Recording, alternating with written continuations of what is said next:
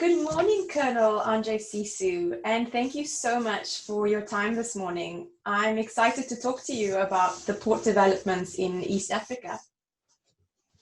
Good morning, Ms. Kelly. Thank you so much. And whenever you are ready, I can answer your questions to help others to understand what is going on and the challenges that the East African community is facing at the moment. Absolutely. And I think one of those major challenges right now is COVID-19, which has surely had a huge cost impact on port operations and development plans throughout East Africa. Could you elaborate on the pandemic's impact on the costs the port sector is now paying? Definitely, there's a lot of challenges that the ports are going through, not only the coastal states, but also the landing countries. For example, if we consider the development in Asia, Europe, and the United States, have seen several African countries act decisively in closing their own economies. Kenya and Tanzania have enforced either a partial or full lockdown. Previously, seen as high-growth economies in East Africa, Kenya and Tanzania are expected to see considerably slower GDP expansion in 2020, but still with a positive growth rates primarily because these countries are less or non-resource intensive and as such more resilient. Impact on the ports of Mombasa and Dar es Salaam, for example, whilst the global economic impacts to the port and maritime industry from COVID-19 outbreak are significant and growing, the human impacts are of utmost concern.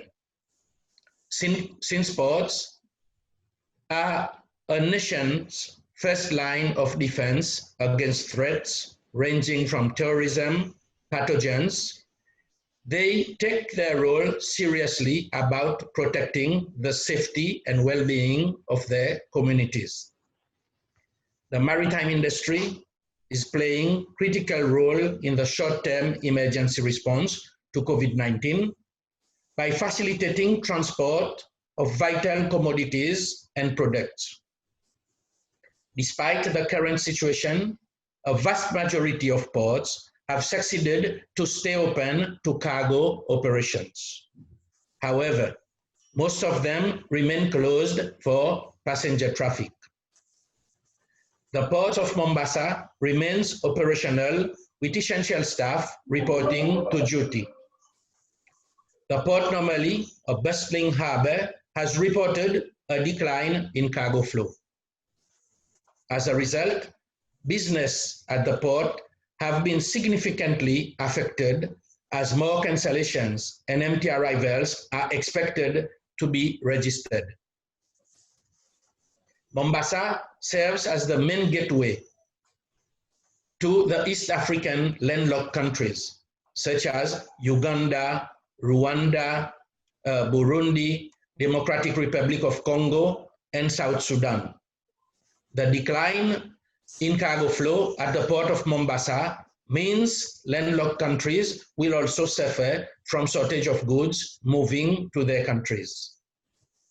Thank you, sir. I think that really covers it quite well. And on a different note, there's talk and unsure plans of digitalizing the port sector.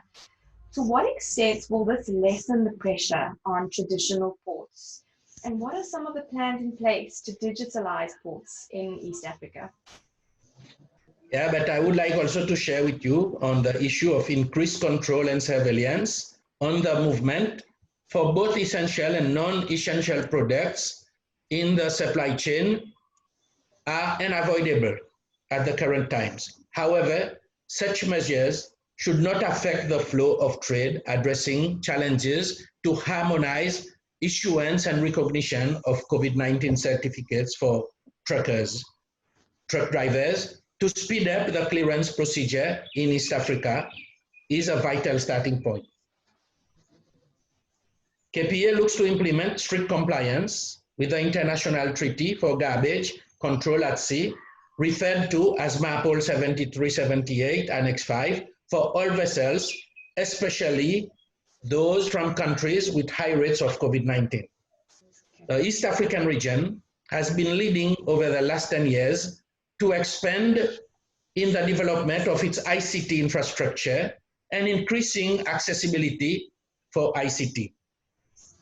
This coupled with the increased use of mobile money platforms, which is very common nowadays, In East Africa, yes.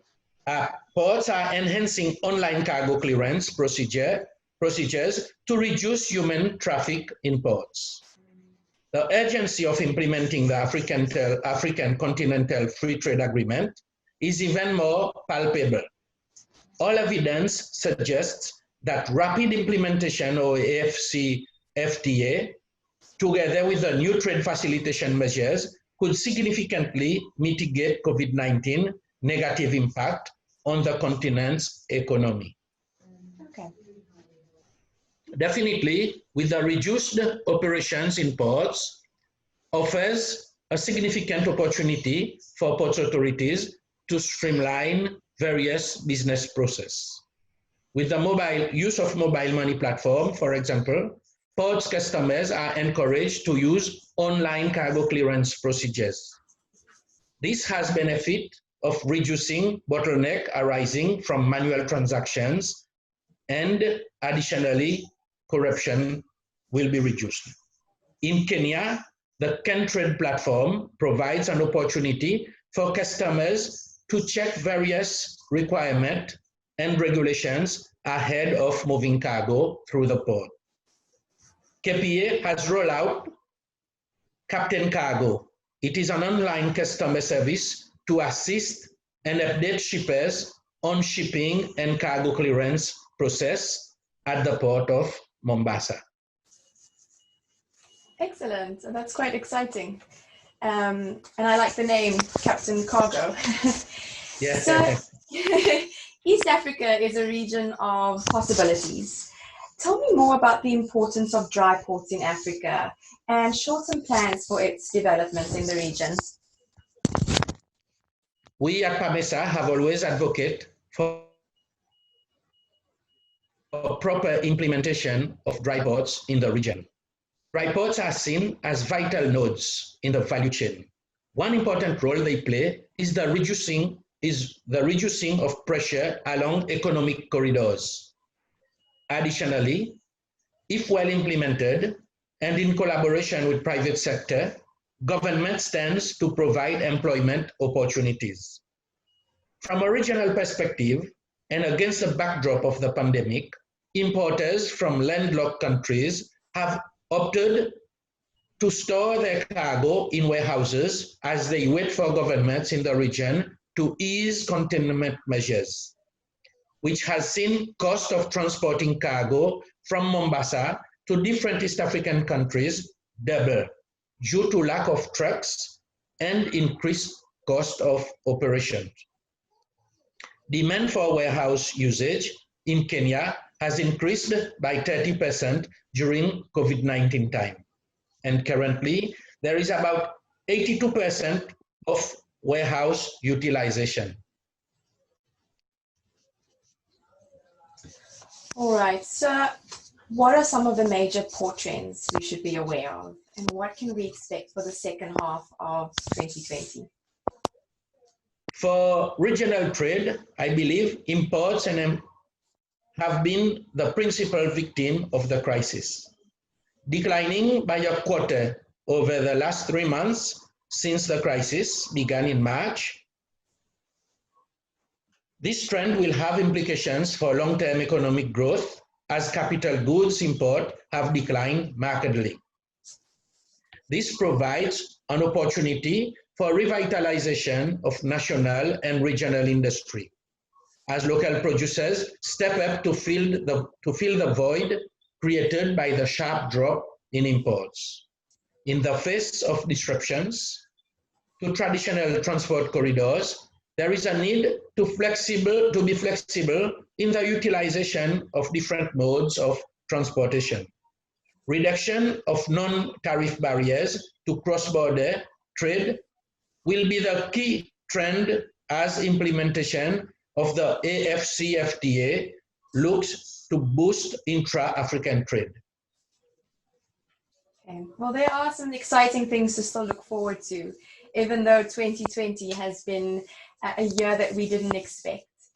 Yeah. Colonel Ciseau, I just want to say thank you so much for your time this morning.